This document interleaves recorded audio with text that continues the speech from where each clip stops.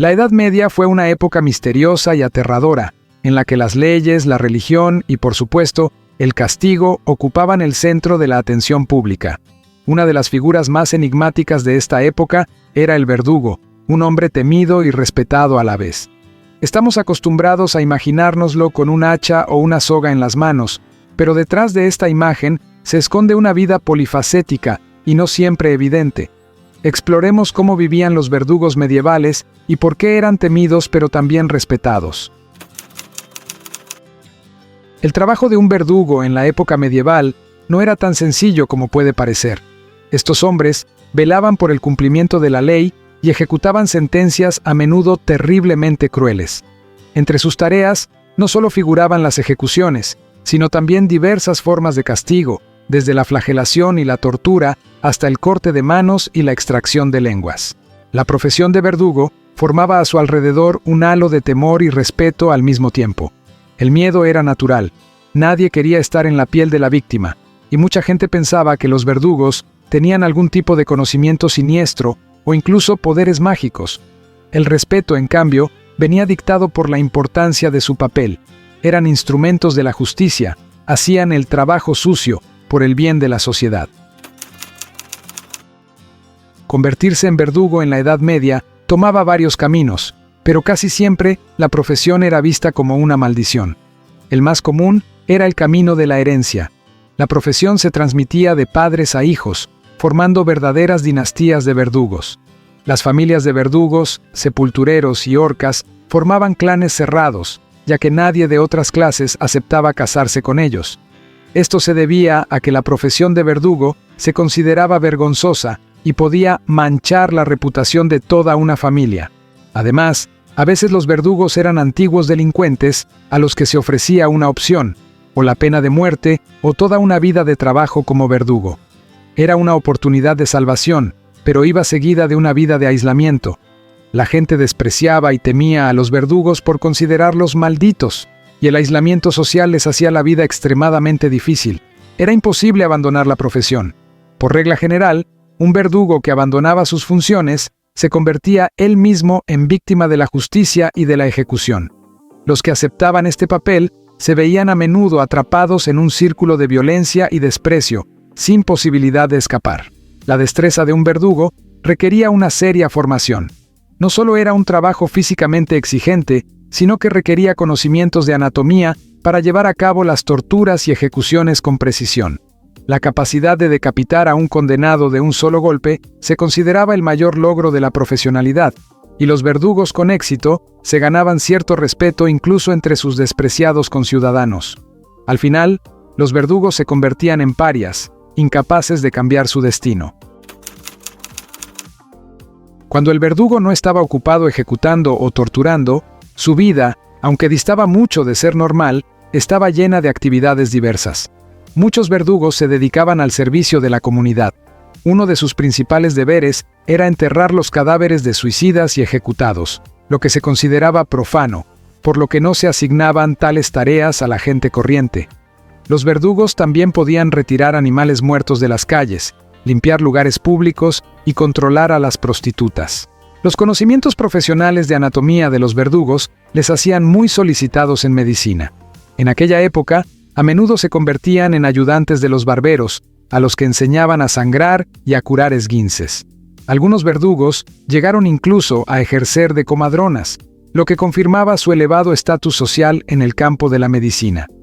Estas habilidades hacían que los verdugos fueran valiosos en las pequeñas comunidades, donde sus conocimientos podían salvar vidas. Cuando no había ejecuciones, muchos verdugos viajaban por las ciudades para ganar dinero, ofreciendo sus servicios en otras regiones. Esto les permitía ganarse la vida incluso cuando no había órdenes de ejecución en su ciudad. Así, a pesar de su aislamiento, los verdugos siempre encontraban actividades generadoras de ingresos. ¿Por qué se temía tanto a los verdugos? No solo por su trabajo directo, sino también por las supersticiones que rodeaban su labor. Se creía que los verdugos podían transmitir la muerte con el tacto, y nadie quería ser víctima de su mano de la muerte. A menudo llevaban guantes para evitar tocar directamente a la gente, pues de lo contrario se pensaba que una persona podía morir por un accidente. El libro negro de los verdugos, en el que anotaban las sentencias, los nombres de los condenados y los detalles de las ejecuciones, era especialmente aterrador. Se creía que este libro tenía un poder místico. El verdugo controlaba la vida y la muerte de las personas. Su sentencia era definitiva. Por otro lado, los verdugos eran respetados por su valentía y sangre fría. En un entorno en el que las ejecuciones eran parte integrante de la sociedad, el verdugo realizaba un trabajo que nadie más estaba dispuesto o era capaz de hacer. Su ecuanimidad se consideraba un signo de destreza, y su habilidad para hacerlo limpia y rápidamente era casi una forma de arte. Los mejores verdugos podían completar una ejecución con un golpe preciso, por lo que eran elogiados no solo por sus colegas, sino también por las autoridades. Además, los verdugos recibían a veces privilegios como exenciones fiscales, vivienda garantizada y buena paga. De este modo, el Estado intentaba compensar su aislamiento de la sociedad. Los verdugos ocupaban un lugar importante en el sistema de poder medieval, a pesar de su bajo estatus social. No solo eran ejecutores de sentencias, sino también el brazo de la justicia, lo que los convertía en figuras clave para el mantenimiento del orden público. El Estado y el poder, especialmente en la persona de monarcas y jueces, dependían directamente de su trabajo para llevar a cabo las ejecuciones públicas, que en aquellos tiempos no solo eran un acto de justicia, sino también una herramienta política. Las autoridades utilizaban las ejecuciones públicas para intimidar y demostrar el poder de la ley. Estos actos atraían a menudo a un gran número de espectadores y se convertían en una especie de espectáculo. El verdugo era el centro de la acción, y su trabajo requería la máxima precisión y ecuanimidad. La capacidad del verdugo para llevar a cabo una ejecución o tortura limpiamente elevaba su estatus a los ojos de las autoridades, que le otorgaban ciertos privilegios, a pesar del desprecio social del pueblo. Por ejemplo, los verdugos estaban exentos de impuestos y recibían un salario que a menudo superaba los ingresos de los ciudadanos de a pie. Es interesante que en algunos países, los verdugos desempeñaran incluso un papel político. Podían convertirse en herramientas para eliminar a personas indeseables para las autoridades. En este sentido, el verdugo cumplía las funciones no solo de un ejecutor, sino de una persona que realizaba la represión política. El apoyo del Estado a los verdugos adoptó la forma de protección especial.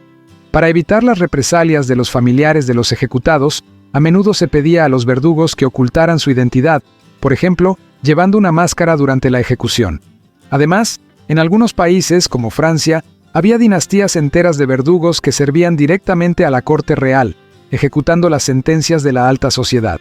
Así, a pesar del desprecio público, los verdugos fueron un importante pilar del poder, haciendo el trabajo sucio necesario para mantener el miedo y el orden en la sociedad medieval.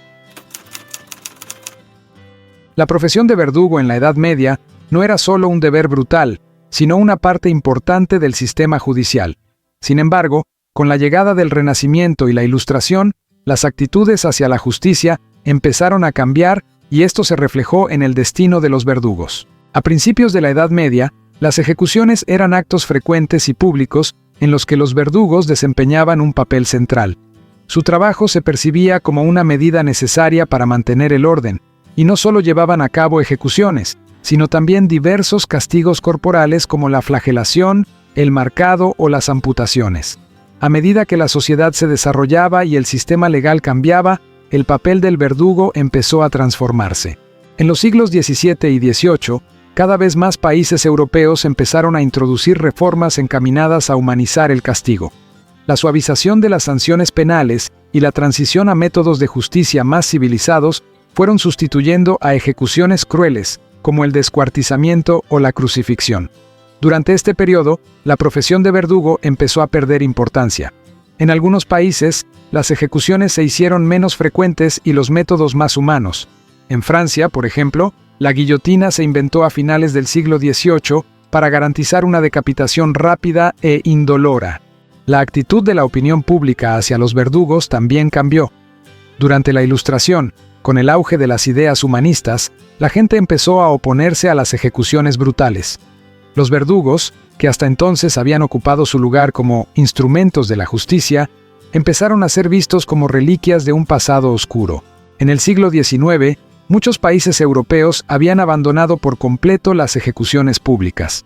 En Francia, por ejemplo, la última guillotina pública se utilizó en 1939 y la abolición definitiva de la pena de muerte se produjo en 1981. En algunos países, los verdugos siguieron ejerciendo sus funciones hasta mediados del siglo XX, pero su profesión prácticamente desapareció a medida que las ejecuciones se hicieron menos frecuentes o se abolieron por completo. Hoy en día, la profesión de verdugo solo sobrevive en unos pocos países donde aún se practica la pena de muerte. Sin embargo, su significado y su percepción social han cambiado mucho, y la profesión ha quedado en la historia como un símbolo de la justicia brutal que caracterizó las épocas oscuras de la humanidad. La vida de un verdugo en la época medieval transcurría entre el miedo y el respeto.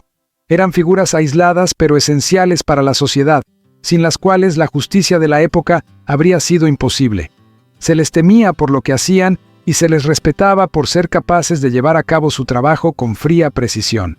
A pesar del horror de su profesión, los verdugos de la Edad Media siguen siendo una parte importante de la historia, que nos recuerda lo cruel que puede ser el mundo cuando la justicia se sitúa por encima de la humanidad.